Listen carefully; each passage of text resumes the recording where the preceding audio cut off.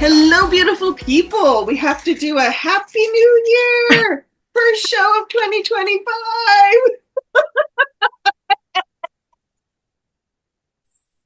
This is Olga Peters on the Montpelier Happy Hour. You're listening to WVEW Brattleboro. And of course, it is me and the lovely Representative Emilie Kornheiser from Brattleboro. Happy 2025, Emilie. Happy 2025, Olga. We have no idea what the year holds for us, so we might as well start with a party, right? Absolutely. Well, on that note, this is Friday. We are recording this the morning of Friday the 3rd of January. And the next time we meet, which hopefully will be the first Friday after the session, if you're free, and you haven't totally gone down into the world of legislative life, the session will have opened, which it opens on the 8th, I believe. Yes, on Wednesday. On Wednesday, so less than a week away for you. And Mm-hmm. yeah, we every hit the ground running, off we go. And I think for you, it's going to be property tax parties all day long. Yes, yes. So session starts on Wednesday. Committee work doesn't really begin until the following week because there's a lot of swearing in and pomp and circumstance that happen in the first week. But I have been meeting with legislative staff and getting the agenda for the committee ready. And we are going to be working on property taxes and pretty much nothing but property taxes in the Ways and Means Committee. Um, there are, priorities for the session feel pretty clear in the House, and our work is going to be front and center. And I'm really feeling pretty hopeful about what it will look like for us to put together the pieces of this puzzle in order to create an education system that is fair and that our kids can get their needs met and that folks can pay their bills. Looking forward to it. Now, just for clarity's sake, technically, the committee assignments haven't been handed out yet. Yes, ma'am. Thank But you for that. So that's helpful for folks to know. So sorry, the new bunny just went biennium running start across the yard. the bunny. The bunny. The bunny's going across the The yard. bunny's going across the yard. I think that means something for the new year, a bunny I going think across it the yard. does. And I Yeah. didn't see anything chasing it. So, that's good news. Yeah. And I'm sorry, I cut you off. We were, just for the sake of listeners, Emilie and I, before the show, were talking about having bunnies in the yard and how that makes us happy. Mhm. Okay. And all Focus, the Olga. listeners who are gardeners are like, what's wrong with the two of them? But not really very skilled gardener, so I just like Nope. looking at bunnies. I also like eating the bunnies. So just gonna really try to offend everyone in this little snippet of the It's show. the Hope you get cycle it. of life, Yeah. Yes, absolutely. So anyway, legislative session starts, new biennium starts. We are sworn in by the Secretary of State. And then from there, we elect a speaker. And then the speaker makes committee assignments. There are two candidates for speaker. New candidates for speaker have both, all candidates for speaker have to actually declare themselves with the Secretary of State's office. So unlike some other sort of legislative procedures, there are no surprises there. And both candidates for speaker have told me that I would be their choice for chair of the Ways and Means Committee, Okay. for better or for worse. And so I feel like yeah, so that's what's going to happen. This is a time of a lot of stress related to our property taxes and a lot of change related to our property taxes and a lot of attention on that. And it is not a time for, entirely upsetting the apple cart on who's trying to figure this stuff out. And so I am looking forward to working really closely with my colleague, Peter Conlin, who is the chair of the House Education Committee, and figuring out what we're going to be doing next. Mhm. Just a side note for folks in the show notes, I'm going to put a link to the Public Assets Institute.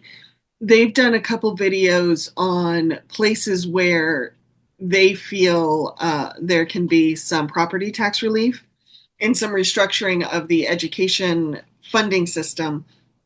For those who don't know, Public Assets Institute, they're, I guess, probably what would you call, public policy analysis think tank kind of organization in Montpelier.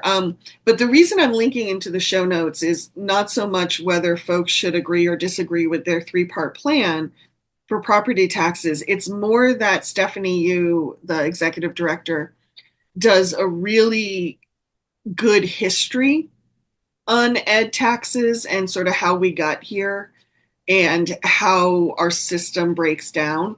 And so, folks who are maybe still looking for some information on that, I think she has some good background um, on our property tax system that could help illuminate things for folks. Um, hmm. And for you, Emily, you've been working for years now on the Ways and Means Committee. You've been all taxes all the time.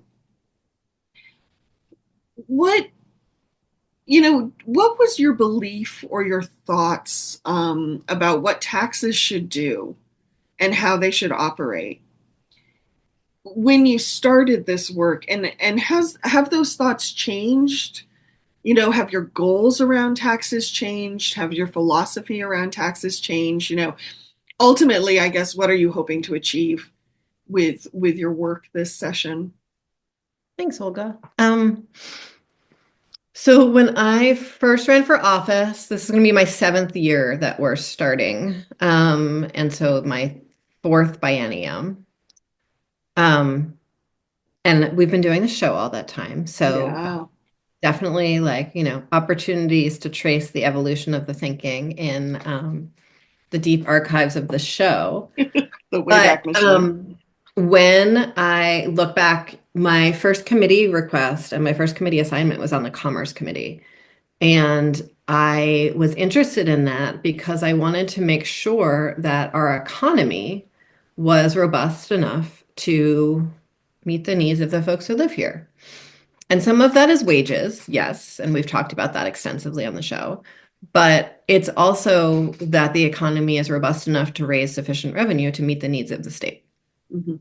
Because we are a small state, and that makes some things more expensive sometimes, and it makes some things less expensive sometimes. But I believe very strongly that here in civilization, which is what we're in for better or for worse, Mhm. um, we look to government as sort of the organizing body of our collaboration. So Mhm. things that are better done together than separate, which, I think healthcare is part of that. I think, sort of caring for us when we are sick or vulnerable, young, childcare, education, roads, infrastructure, all of those things I think we agree are better done together. And government's job is to do those. And if we do it well, we all benefit. Um, and when we do it badly, which I think in many cases we are right now, Mm. it costs all of us more. Mhm. And so I really think of a sufficiently funded government as an opportunity both for our lives to improve and for our costs to go down. When we pool our resources, things can happen both more effectively and more efficiently. And so that is why I was sort of focused on the commerce and then moved my focus to the Ways and Means Committee and to tax policy.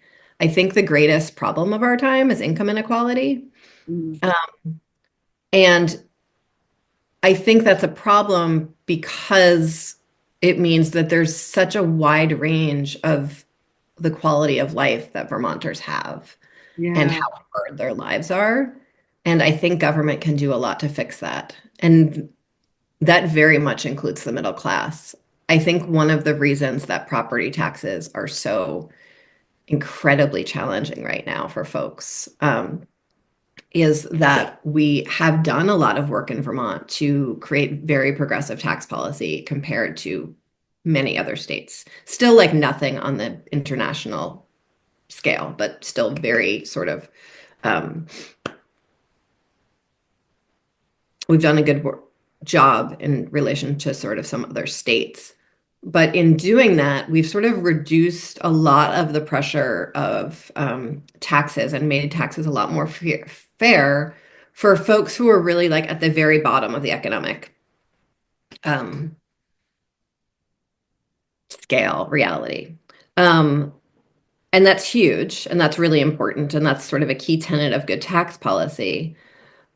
But in doing that, we have, in some cases, made taxes really unfair for middle class folks. And Mhm. property taxes are where the biggest part of that squeeze happens. And so the work this year is to really see like what can we do to make property taxes more fair for all Vermonters and particularly middle class Vermonters who are often at the edge of sort of a lot of cliffs and cash flow problems and benefits and all of that. And so really want to make Vermont does have one of the very best education systems in the country. I think Vermonters believe really strongly in education. And so we want to continue to support that really top quality education for our kids, make sure it's adapted to the future, but do it in a way that is fair for all of us who need to pay our bills. Mhm. Mhm. And what other, just to help highlight that, when you work with your committee members or when you are crafting policy on your committee and taking testimony from folks, what are you hearing? I mean, okay, how do I guess what I'm trying to get at is, thank you for laying out your thoughts on taxes. I'm wondering if there are other philosophies or beliefs around taxes that as you're doing your work, you're coming up against, to just I'm trying to get my finger on like what other stories or what are other beliefs are out there that might be influencing policy or people's response to policy. I think that's what I'm trying to get at. So one big piece that I think is particularly important in the case of property taxes and education, the education taxes, is this balance between simplicity and equity. Hmm. Um, and a fair tax system is not necessarily a simple tax system. Mm-hmm. It doesn't mean it's not understandable. It just means that, there's a little extra math involved in order to make it fair. Because we all have very different circumstances that we're living in, and we want to make sure that we have a tax system that's not, leaving people out, right? And the economy of Burlington and the property values in Burlington are very different than the economy and the property values in Pownell. Mm-hmm. And when we're creating a statewide tax system, we want to make sure that both, folks in both of those areas are treated fairly. And so that's going to necessitate some complication. Because we receive our property taxes often in the mail, and like have this piece of paper that tells us how much is due, rather than with, say, our income taxes, where one, it's like withheld for us, and Mm-hmm. two, we sort of puzzle our way towards finding out what our eventual responsibility is. People have a very different relationship to sort of the complication of their income taxes than they do to the complication of their property taxes. Interesting. Good And point. so Huh. that's a big piece, this sort of like push to simplify. Um, and so there's like a lot that I'm hoping we can do this year to make it clearer to colleagues, to Vermonters, sort of where the value is in sometimes things, having a little extra math and what it will take for folks to feel, sort of comfortable with the bills they need to pay, right? So that's one story I think is a really interesting one. And then the other huge piece in our education system in Vermont in particular is this balance between sort of the statewide constitutional mandate regarding an equitable education and the deep need and desire in Vermont for strong local communities. And I think sometimes people think that those two things are in opposition to each other. And I believe that they can very much exist together. But in order for them to work together, in order for us to have a fair education system, a fair tax policy where Vermonters can pay their bills, and strong local communities, we're going to need to like all come together at the table to make that happen. And that takes like some really strong facilitation. And so this year in the legislature, I've really been thinking a lot about how I want to be doing my work personally. And I'm not interested in being sort of the hero or the villain or the, I'll just stop there, the hero or the villain. I want to be the facilitator. Mhm. And like that's where my professional background lies. That's where my skills lie. That's one of the reasons I wanted to go into this work. And so my job is to make sure that like all the right people are sitting at the table, all puzzling through these tensions together to Mhm. find a path forward. What, how much power does tax policy have to, you know, relieve some of the burden on taxpayers, given some of the economic issues we've talked about in this state? You know, you and I have talked about wages not being high enough. I think, was it this week or last week, the governor talked about, I think he was interviewed by Vermont Public, and he talked about we need more people. Uh, we don't have enough people here. You know, that's the demographic issues he's talked about for several years now. You know, given some of those limitations in our economy, how much can tax policy really change? I'm going to do a little aside because this Go is for it. a thing that I am that I'm very confused about this year. The governor has been in office for a long time now. And when he first ran for office, he kept on talking about these like three top line numbers all the time. And I don't remember what the numbers I were. And don't I either. don't even remember what they were about. But he used them all the time. And it's really just recently he stopped constantly using these numbers. It was like his catchphrase. And the whole idea was that like one of the big things was that he wanted to grow the number of people in Vermont. That was like one of the numbers, that was one of his top goals. We have like one of the fastest growing populations in the country percentage wise. And I don't understand why he is not taking credit for it. I don't think he deserves credit for it, to be clear. Like, I think it's like a product of the pandemic and like actually the amazing culture that we have here and like a whole bunch of other stuff. I think it's actually a lot of it is about like some of the really progressive policy that we've passed that make people all over the country feel like they'd be safe here. But like he had three goals and he's achieved one of them. And why is he not like taking a victory lap on it? It's so weird. If I And part of it's remember, like we have a housing crisis, and mm, so like celebrating having more people here is a little complicated. But anyway, I don't know if you have thoughts on that. I just like here's my outlet to rant and can be confused, and so I'm doing it in this moment, and then we can go back to talking about taxes. you know, I think what I just add to that, if I'm remembering the interview correctly, and I'm pretty sure this came from the governor. If I'm misremembering that, my apologies to everyone who's listening.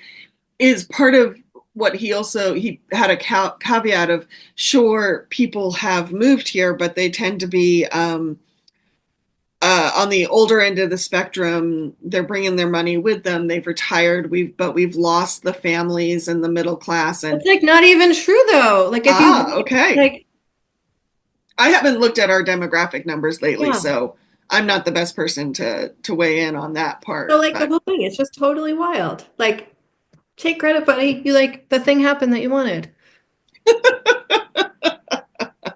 I mean, I wanted it too. Like it's great. We need more people here. Anyway, mhm. so back to the taxes. So there's a really great Ezra Klein interview in like no October maybe. And I think we've talked about it a little bit. Like there are the biggest pressures on people's budgets that really cause people to feel like the economy isn't working for them, even as wages are going up, Yeah. right? And inflation is slowing, are health insurance, education costs, um, sort of like pressures on like and housing costs, right? Hmm. And those huge bills that are growing way faster and are feel totally out of control for most of us, there is a tremendous capacity within tax policy to do something about those. Okay. Some Such of that, as. what? So some Such of that as. is just like, structuring tax rebates to lower those costs. But more, it's about like there's tremendous power in government to solve those problems, to um, expand affordable housing across like multiple income levels, right? Um, to create more housing stock, to create the environment where housing stock is more possible, to create a healthcare system that actually meets the needs of folks, like every other country in the world has done, right? Like that kind of stuff.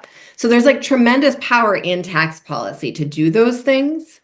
Us doing them at the Vermont level doesn't always work, right? And we saw that with the failures of single payer. We've seen a lot of progress on affordable housing in Vermont. It is like clearly nowhere near enough, all of those things.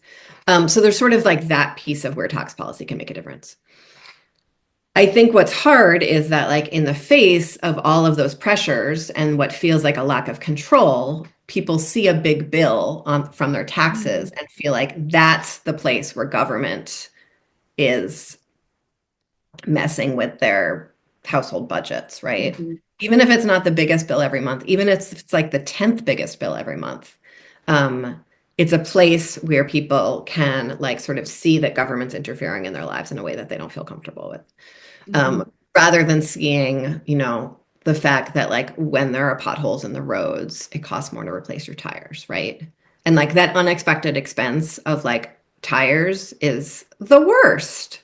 Like it's the Yeah. worst, right? And Yeah. like tires are so expensive now, Hmm. right? And so that, or heating costs, right? Like there's a lot of government value that can be brought from like helping us insulate our homes and regulating utilities and all of those things. Um, and like the unexpected costs when like heating fuel jumps is a lot. So that's sort of where those are places that tax policy can sort of make a difference in people's individual lives in a lot of directions. And then writ large, income inequality is a problem not just financially, it erodes trust in a community. Hmm. It erodes how people show up in a community. And so tax policy at its most basic can be used to sort of interfere in massive income inequality and has historically sort of since, um, for centuries, Hmm. Just sometimes better and sometimes worse. So when to we make look it. back at the 50s, which we Mhm. often think of, racial and gender dynamics aside, folks look at it sort of like, the golden age in America. We had some of our highest taxes on high income folks and our highest taxes on corporations in the history of the country then. Yeah. Um, you talked about income inequality, which a lot of data suggests is increasing in Vermont. Mhm. When you talk about tax policy kind of counteracting that, can you just give us some examples just to make it a little more tangible? Yeah, so like at the very most basic, a progressive income tax policy where, sort of the wealthier you are, the higher your income taxes are, can lower taxes for folks who make less money, for middle class folks, so that they have more money in their pockets and they're spending that money, right? It's circulating in the economy that makes our small towns stronger, because folks with less disposable income spend more money in sort of a Hmm. disposable economy, right? So middle class folks, poor folks spend almost all of their money every month, and that money circulates and gets to all of us, right? Yeah. Folks with tremendous wealth, unless they're paying taxes on it, that wealth tends to sit and not create more community wealth in the same way. Hmm. So that's just one example. Thank you. Um, we're getting close to the end of this first half. Mhm.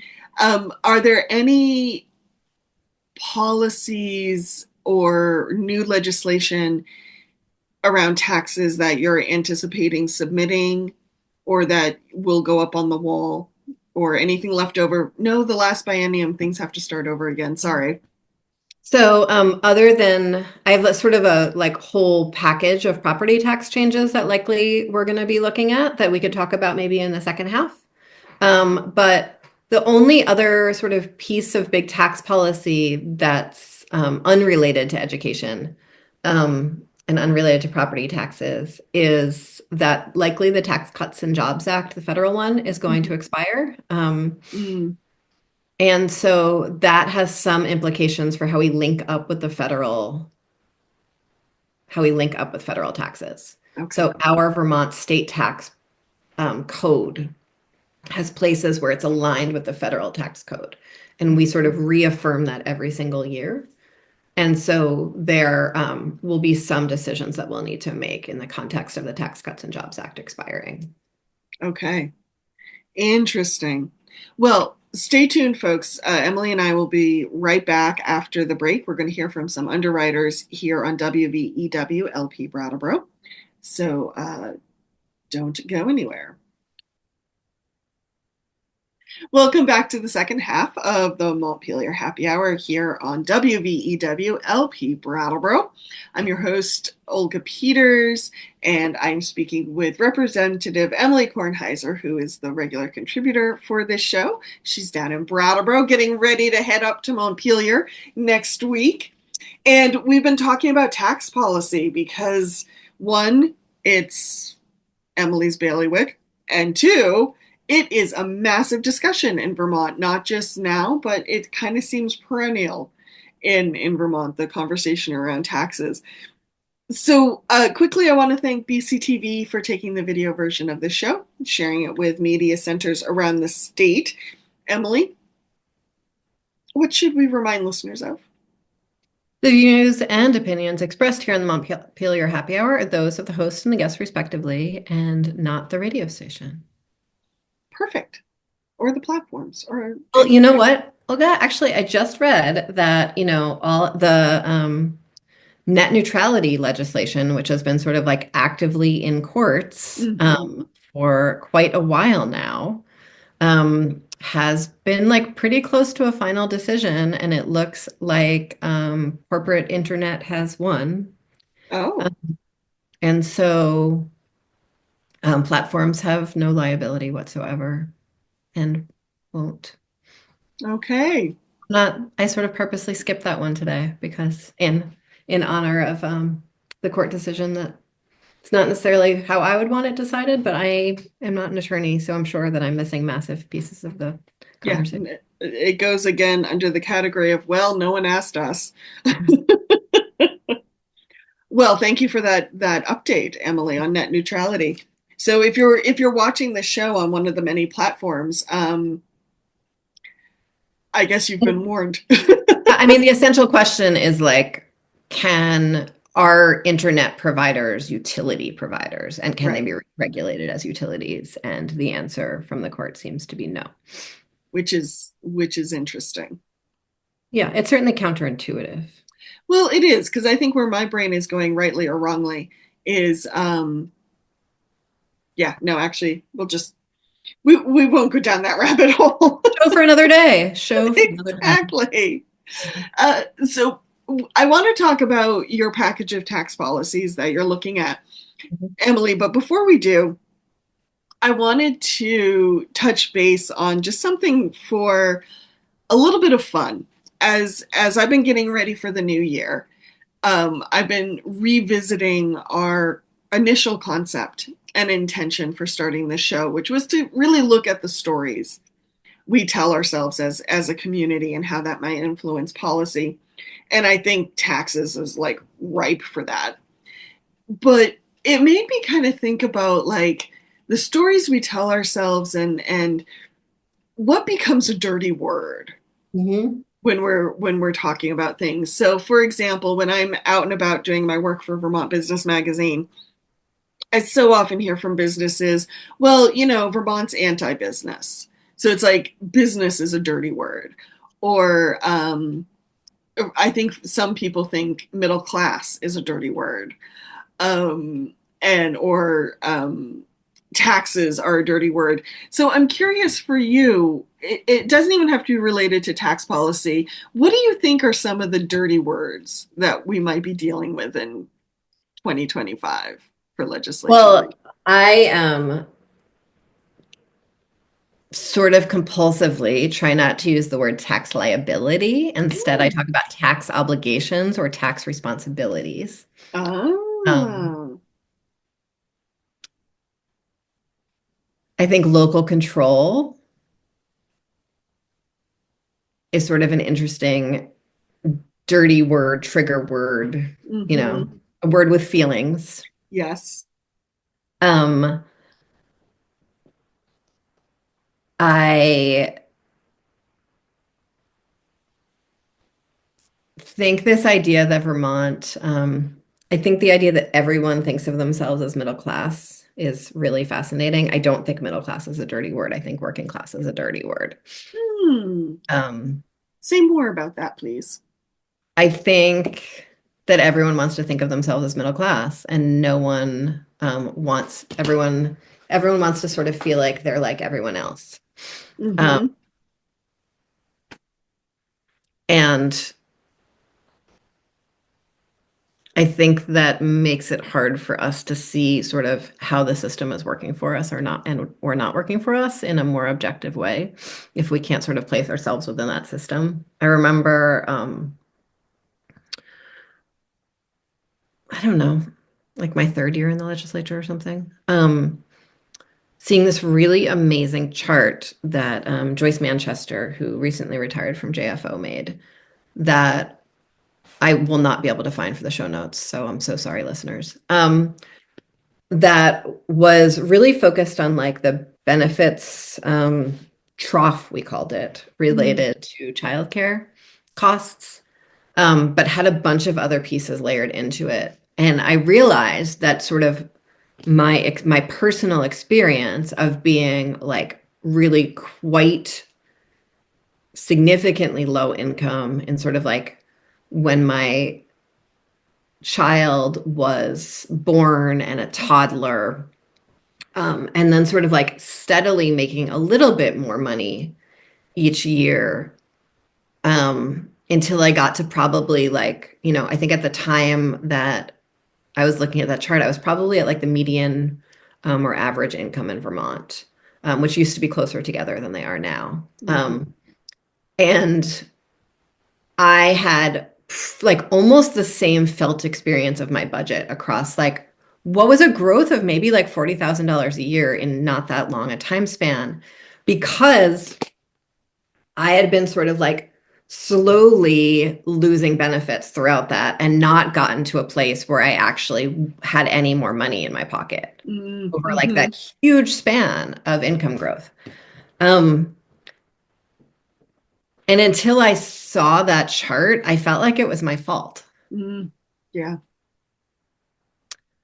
And so I think there's something that's really interesting that happens when we sort of stop, um, when we take a step back from the dirty words and like actually figure out where we might fit in a system. So those are dirty words. I think wealth is a dirty word. I think no Mm-hmm. one wants to be described as wealthy, Mm-hmm. because I think people think that like all kinds of bad stuff comes with it, Mm-hmm. um, which I think is different in Vermont than in a lot of other places. Yeah. Yeah. So that's interesting. Um, Well, especially interesting for a state that actually has some pockets of wealth kind of hidden, not hidden, but around all over the place at the end of dirt roads and at the end of yeah. long driveways. And yeah. Mhm. Yeah. I think there's something really interesting in Vermont this year and always about like politics as a dirty word. Mm-hmm. Mm-hmm. Um, and so, the governor says like they want to play politics and I want to collaborate. And like, frankly, my experience is that like he wants to play politics and I want to collaborate, right? And so, like, what does it take to actually just all put aside politics and talk about the good of the state together, right? Mm-hmm. Um, are people willing to do that, like to sort of subsume their own egos in order to just like get the job done? Mm-hmm. Um, I think interest groups is a dirty word, Mm-hmm. or Um, lobbyists. Yeah, when what you do you, say what else? interest groups, are you talking super PACs? Are you talking advocacy groups? Like, I think people think of super PACs, and I think okay, we're mostly talking about advocacy groups. gotcha.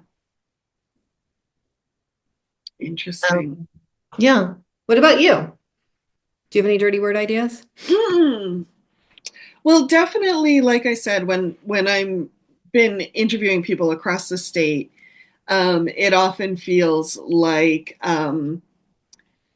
anything to do folks feel that anything to do with business or having like a thriving economy is considered a dirty word in Vermont, from these folks' point of view.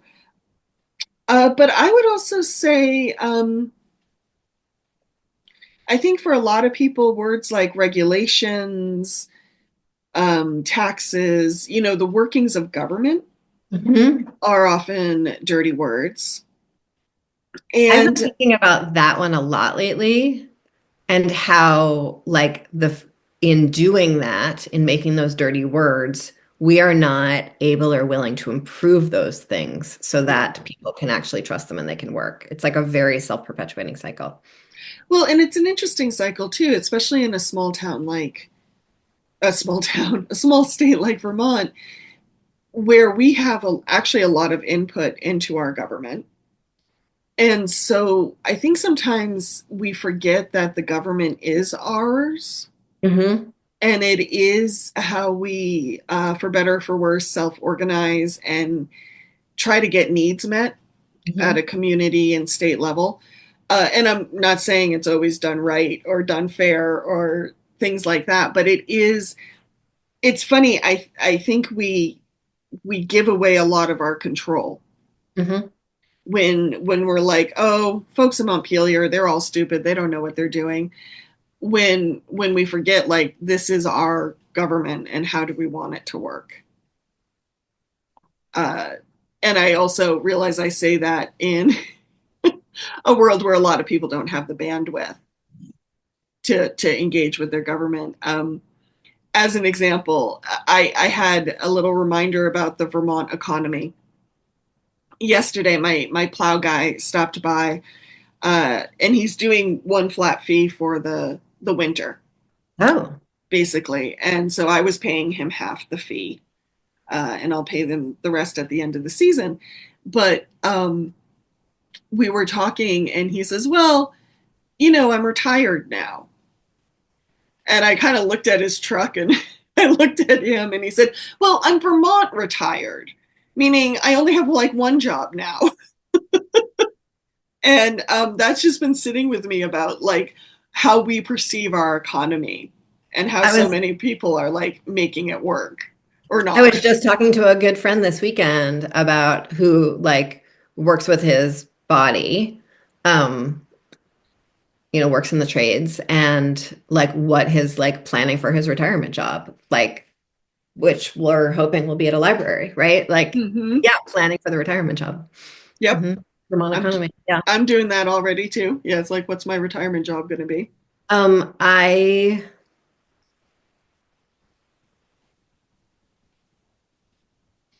I think there's also some sort of dirty word around older Vermonters. Mm, Um, definitely, yes. I fully agree with that. and whether that's about their housing or their relationship to property taxes or education taxes or whatever that is. I think there's something there too. And healthcare. I'd say hmm healthcare too. Yeah.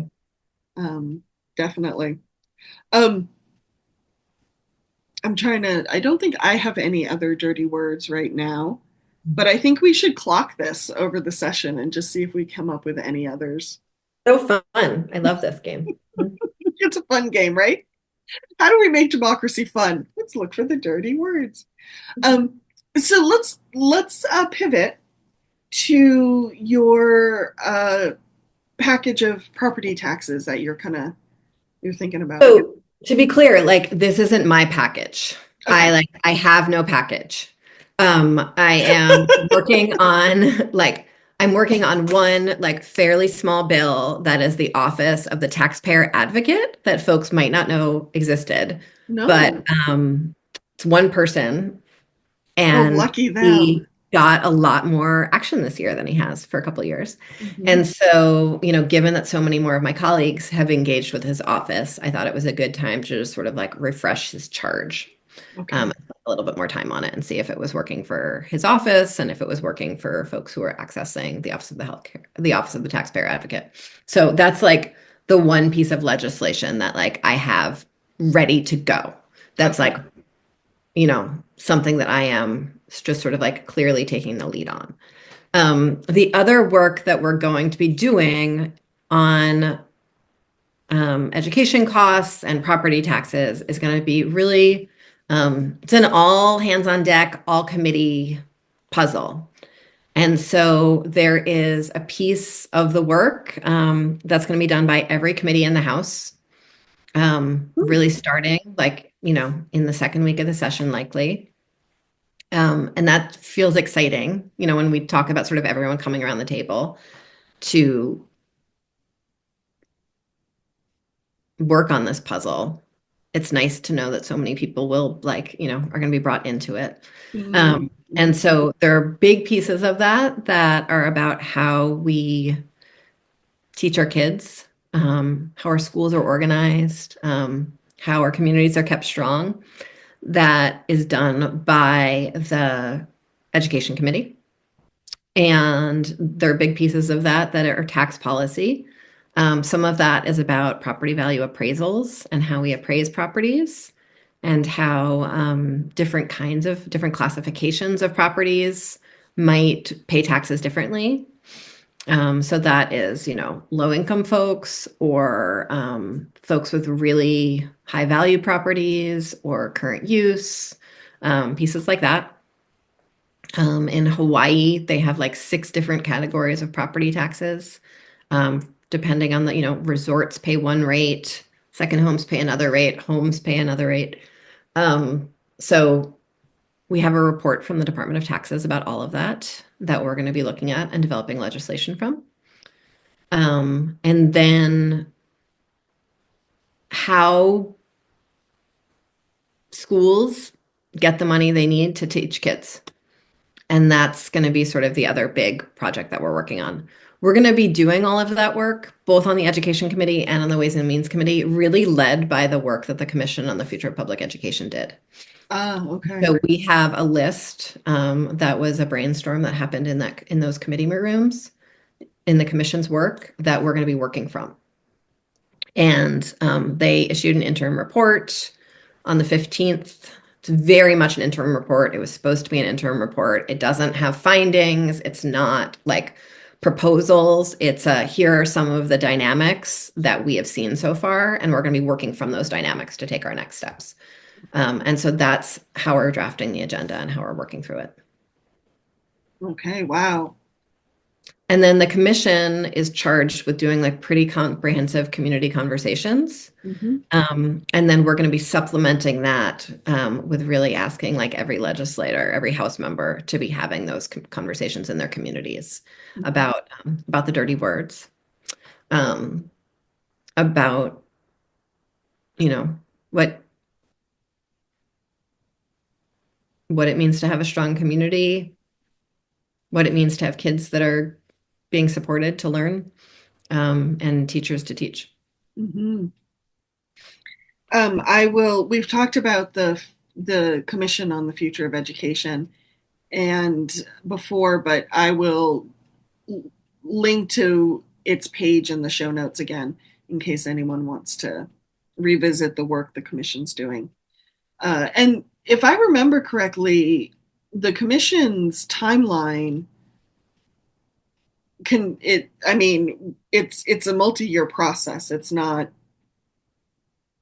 It like didn't wrap up in December. It's going to keep going into what, 2026? Yes. Okay. Um, they And they have a lot of charges related to like how the Agency of Education does its work, the role of the Board of Education, like a lot of stuff that's sort of separate from what we're talking about here. yeah, yeah, it gets deep into the functioning of education even in Vermont. Any other policies you wanted to mention? The other big issues that I think legislative colleagues will be focused on are responding and preparing for the Trump administration, right? We did a Mhm. huge amount of that work 4 years ago. And when we sort of have conversations with advocates, look at sort of the national landscape about what other states are planning to do to prepare. A lot of that is work we finished already. Mhm. A lot of our protections for healthcare workers, um, around privacy, a lot of that has been finished. And so we're going to be, but that is a major focus.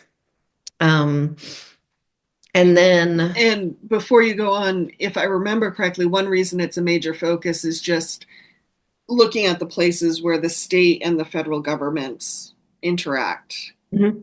and where we might get funding from the federal government. What do we do in case that funding goes away or changes parameters? Frankly, what to do if that funding goes away is like that is too big a problem to solve.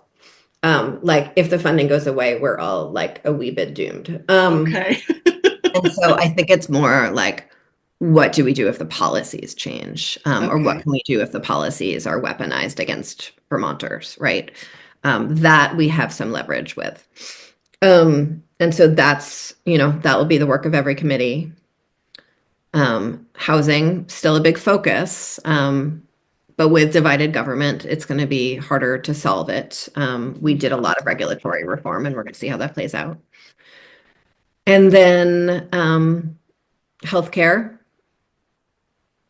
is similar to actually a lot of the other work that's going to need to happen this biennium, is really about making sure that state government is carrying out its charge.